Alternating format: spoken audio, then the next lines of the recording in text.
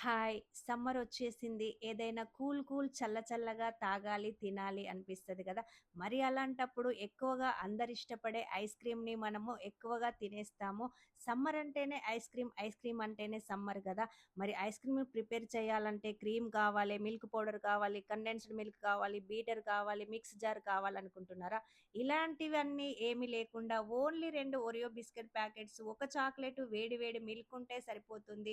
మీకు ice cream ఈజీగా prepare అయిపోతుంది. మనము 2 ఓరియో బిస్కెట్ ప్యాకెట్స్ తీసుకొని, స్మాష్ చేసుకొని, చాక్లెట్స్‌ని బైట్స్ లాగా చేసుకొని, అలా చేసేసుకొని, వేడి వేడి పాలను అందులో యాడ్ చేస్తే, మనము స్మాష్ చేసినప్పుడు ఏమైనా గట్టిగా ఉన్నయుంటే స్మూత్‌గా అయిపోతాయి.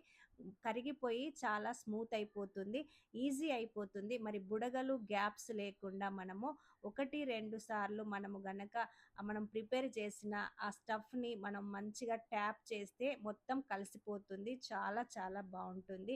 ఈజీ అయిపోతుంది. పిల్లలు స్కూల్ నుండి రాగానే లంచ్ చేయగానే మీరు ఈ ఐస్ క్రీమ్ చేసి పెట్టండి. వాళ్ళు ఈజీగా, హ్యాపీగా ఎంజాయ్ చేస్తూ తినేస్తారు. ఎలాంటి సైడ్ ఎఫెక్ట్స్ కానీ ఏమీ ఉండవు.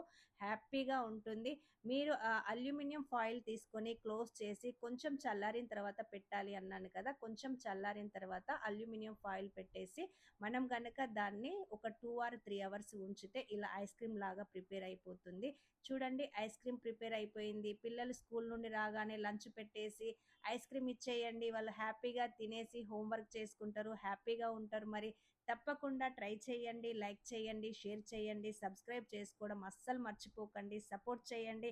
ఇంకొక డిఫరెంట్ ఐస్ క్రీమ్‌తో నెక్స్ట్ వీడియోలో మీ ముందుకొస్తాను. తప్పకుండా ట్రై చేయండి మరి. ఓకేనా?